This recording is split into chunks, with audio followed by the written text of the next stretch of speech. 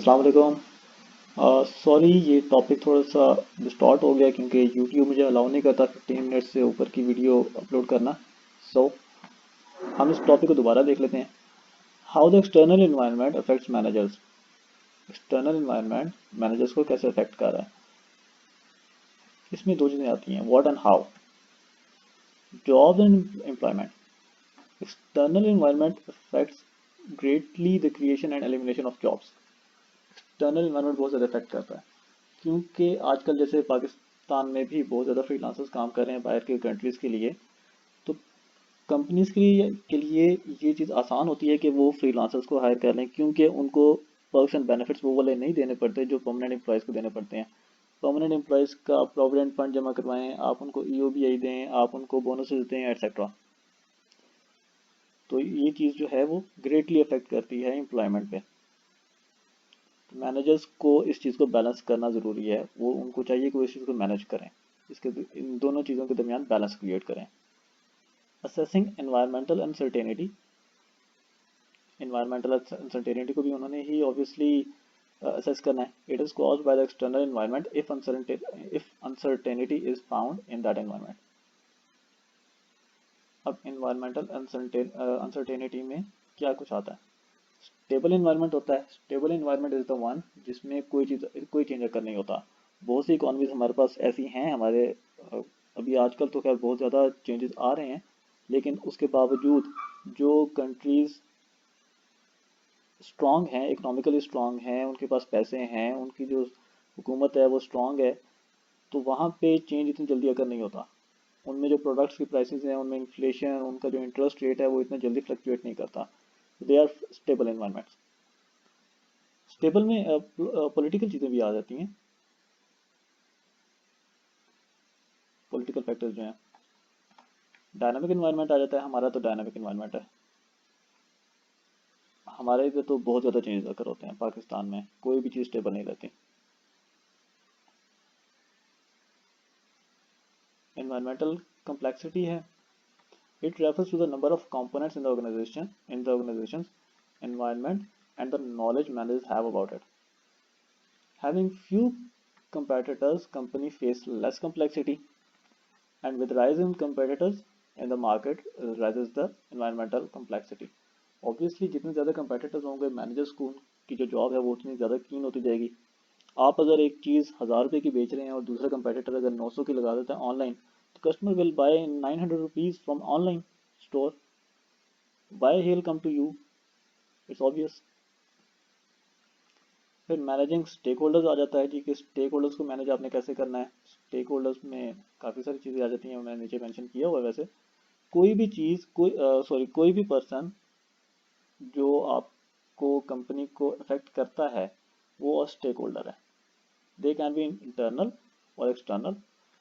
To build a good relationship with stakeholders is important to fulfill the expectations of the stakeholders। आप अगर आपने relationship बेहतर करना है अपने स्टेक होल्डर्स के साथ तो सिंपली आपको उनकी एक्सपेक्टेशंस पे पूरा उतरना पड़ेगा। स्टेक होल्डर्स मैंने नीचे मेंशन किए हैं। They can be employees, customers, competitors, share holders, media, suppliers, unions, trade association.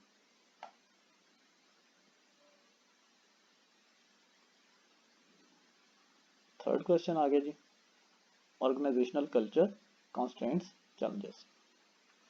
Dimensions of organisational culture. ये पूरी डायग्राम ही मैंने बुक से उठा ली थी। Actually I am not so good using in word. इसके डायमेंशन वन बाय वन इसको देख लेते हैं। Attention to detail,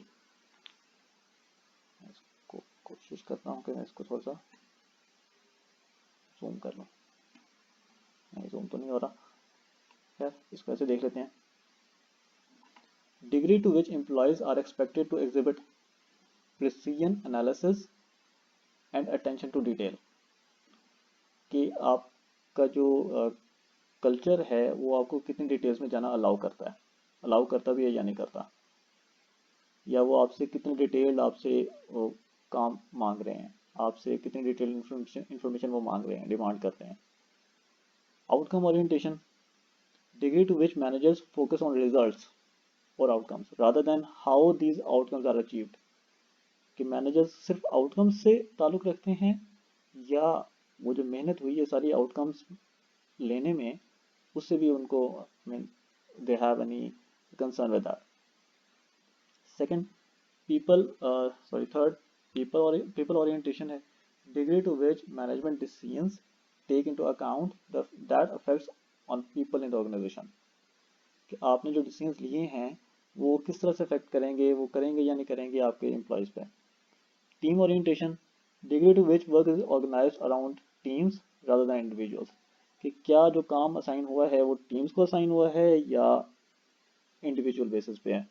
aggressiveness, degree to which employees are aggressive and competitive rather than cooperative, कि क्या सब अपना अपना काम कर रहे हैं या कोऑपरेशन के थ्रू मतलब टीम वर्क के थ्रू आगे जाना चाह रहे हैं।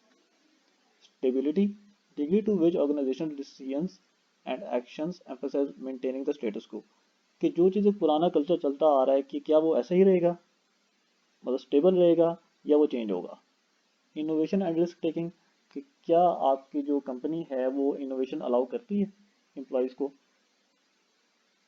और रिस्क टेकिंग क्या वो अलाउ करती है अपने एम्प्लॉयज़ को कि वो रिस्क लें किसी किस्म का, मतलब रिस्क मीन्स के चांसेस ऑफ बोथ, हो सकता है कि काम बहुत अच्छा हो जाए और हो सकता है कि लॉस हो जाए। तो दीज वर द ऑर्गेनाइजेशनल, ये सब डायमेंशन थी ऑर्गेनाइजेशनल कल्चर की। एस्पेक्ट्स ऑफ कल्चर हैं नीचे मैंने मेंशन किए हैं, perception, descriptive, shared. Perception, culture is not something that is tangible, ये टेंजिबल नहीं होता, इसको टच नहीं किया जा सकता, but it is perceived on the basis of experience. जब एम्प्लॉयज़ कंपनी में काम करते हैं तो उनको अंदाज़ा हो जाता है कुछ अर्से बाद कि कंपनी का कल्चर क्या है। फिर डिस्क्रिप्टिव है, it has no concern whether employees like it और not, it is purely how they perceive it and describe it. ये डिपेंड नहीं करता कि आप एम्प्लॉयज़ को उसका कल्चर पसंद आया कंपनी का या नहीं आया, उन्होंने उसको परसीव करना है और उसको एक्ट करना है उसके ऊपर। Shared, finally individuals from any background are supposed to follow organizational culture। ये कुछ एस्पेक्ट्स हैं स्ट्रॉन्ग कल्चर्स के और वीक कल्चर्स के। स्ट्रॉन्ग कल्चर में, in strong cultures values are widely shared among employees, मतलब जो कल्चर उसमें एग्जिबिट करता है एक कंपनी में, वो एम्प्लॉयज़ के दरमियान पाया भी जाता है, वो लोगों को नज़र आता है। वैल्यूज़ आर, जो वीक कल्चर है उसमें values are shared among the few people, जो टॉप मैनेजमेंट वाले होते हैं ना बस उन्हीं को ही पता होता है, वो प्रॉपरली शेयर्ड भी नहीं होती, प्रॉपरली डिस्क्राइब्ड भी नहीं होती। Second, in this strong culture को देख लेते हैं, मैं इसका आदत हाईलाइट करना चाहता हूँ। Employees receive consistent messages about what is important, through trainings भी हो सकता है और आपको बावर भी करवाया जा सकता है बातों बातों में। But in weak culture employees receive contradictory messages about what is important, मतलब ना कोई हर एम्प्लॉय के पास एक अलग इन्फॉर्मेशन आ रही होती है, कोई कंसिस्टेंट इन्फॉर्मेशन नहीं होती, इसमें कंफ्यूजन सा होता है काफ़ी। स्ट्रॉन्ग कल्चर में employees know the history of company and they often tell stories about its heroes, कि कंपनी ने किस तरह से काम स्टार्ट किया, कौन कौन से अच्छे एम्प्लॉयज़ थे, उनको क्या क्या रिवॉर्ड्स मिले, उन्होंने कितनी मेहनत की, इस तरह की स्टोरीज। लेकिन जहाँ पे वीक कल्चर होता है वहाँ पे they are not concern with all of these things, उनके अंदर कोई स्टोरीज नहीं होती हैं, वो किसी से कोई डिस्कस नहीं करते, और क्योंकि उनका जो कल्चर है वो इतना स्ट्रांग नहीं है। Employees strongly identify with culture, इसमें वीक कल्चर में employees have little identification with culture, उनका कोई लेना देना नहीं होता कल्चर के साथ। Strong culture, there is strong connection between behaviour and shared values, मतलब जो कल्चर कंपनी पोज कर रही होती है ना कि हमारा ये कल्चर है, वो एम्प्लॉयज़ में नज़र भी आ रहा होता है। और इधर वीक कल्चर में अगेन उनका कोई सरोकार नहीं होता इससे, देयर इज लिटिल कनेक्शन, बहुत कम कनेक्शन होता है उनके बिहेवियर्स में और शेयर्ड वैल्यूज़ में, जो वैल्यूज शेयर की जा रही होती हैं और जिस तरह से एम्प्लॉयज़ बिहेव कर रहे होते हैं ना, वो उनमें इतना खास कोई कनेक्शन नहीं नज़र आ रहा होता। Employees in the organisation having strong culture are more loyal. वो कंपनीज जहाँ पे कल्चर, ऑब्वियसली आपने जब कंपनी ज्वाइन की है तो आपको उसके कल्चर का पता चल जाता है। अगर तो उसका कल्चर स्ट्रांग है और वो उसी कल्चर, उन्हीं रिवायात पे अमल करती रहती है, तो एम्प्लॉयज़ लॉयल हो जाते हैं। अब जहाँ पे वीक कल्चर है, जैसे कुछ कंपनीज ऐसी हैं जिनका कल्चर में ये आता है कि यार हमने किसी भी एम्प्लॉय को फारिग नहीं करना, कोई फायर नहीं करना, तो employees are more loyal with them ना। उन्हें पता है कि यार ठीक है, अगर हम सही काम करेंगे ना तो हमें कुछ नहीं होने वाला। इवन मैं एक कंपनी को जानता हूँ, और जहाँ पे बल्कि मैंने जॉब भी की है पहले, और तो वो भी कोरोना डेज में सारा जब इतना इन्फ्लेशन आया और हमारा काम तकरीबन ज़ीरो था, ज़ीरो ही था for 4 to 5 months, but he was very cooperative, our boss was very cooperative. Some other day I will tell the name of that company. और जहाँ पे वीक कल्चर होता है, जहाँ पे कुछ पता नहीं कि कल क्या हो जाएगा, obviously employees are less loyal with them.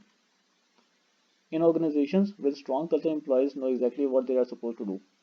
उन्हें सब कुछ पता होता है क्योंकि शेयर्ड वैल्यूज होती हैं, और उन्होंने पहले देखा होता है कि यार एम्प्लॉयज़ कैसे काम कर रहे हैं, तो उन्होंने भी ऐसे ही काम करना है। एवरी एम्प्लॉय परफॉर्म्स इस duty in is own way. उसको क्योंकि सही से पता ही नहीं है कि हमने करना क्या है, क्या काम करना है, किस तरह से काम करना है, तो इसलिए वो हर कोई अपना अपना काम कर रहा होता है अपने अपने स्टाइल में।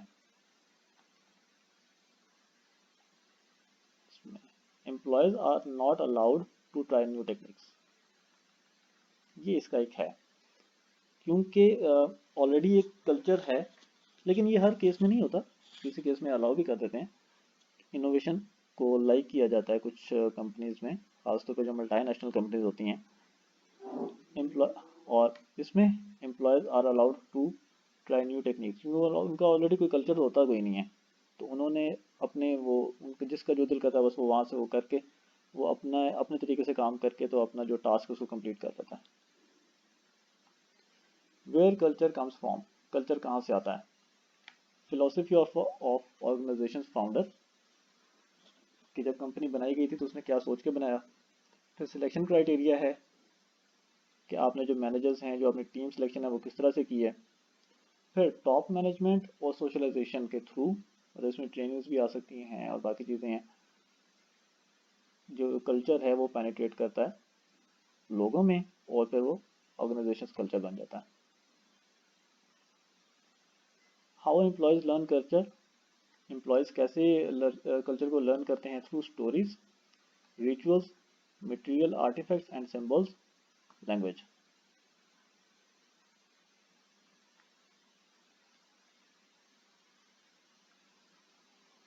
इसको एक दफ़ा देख लेते हैं। स्टोरीज पे हम पहले डिस्कस कर चुके हैं कि वो अपने हीरोज़ को डिस्कस करते हैं। रिचुअल्स में ये आ जाता है कि जैसे एनुअल सेरेमनीज होती हैं, एम्प्लॉयज़ को पता चलता है कि हमारा क्या कल्चर है, अगर हम अच्छा काम करेंगे तो हमें रिवॉर्ड मिलेगा। मटेरियल आर्टिफैक्ट्स एंड सिंबल्स में ये आ जाता है, when we visit a company we can learn environment employees work in, whether it's casual form, fun loving, ये सीरियस है, किस तरह का कल्चर है, लोग अपने अपने अंदाज में मतलब सही अपनी अपनी सीटों में बैठे काम कर रहे हैं या हंसी खुशी काम कर रहे हैं। ये आ जाता है मटेरियल आर्टिफैक्ट्स में।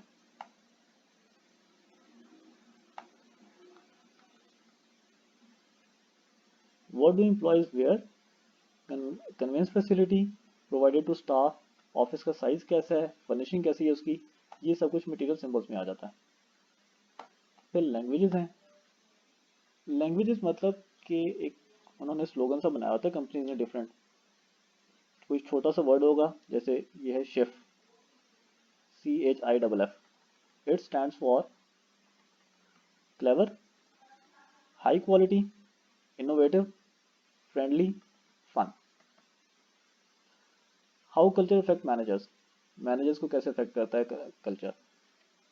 मैनेजर्स को प्लानिंग, ऑर्गेनाइजिंग, लीडिंग और कंट्रोलिंग, इन सब चीज़ों में इसको बराबर लेके चलना होता है। 15 मिनट होने वाले हैं, इसको थोड़ा सा देख लेते हैं जल्दी जल्दी।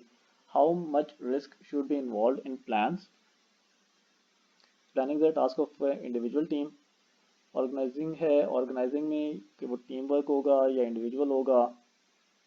Leading, who will lead, do the managers concern with employees job satisfaction और not. Controlling, who will control the actions of employees, whether external controls would be imposed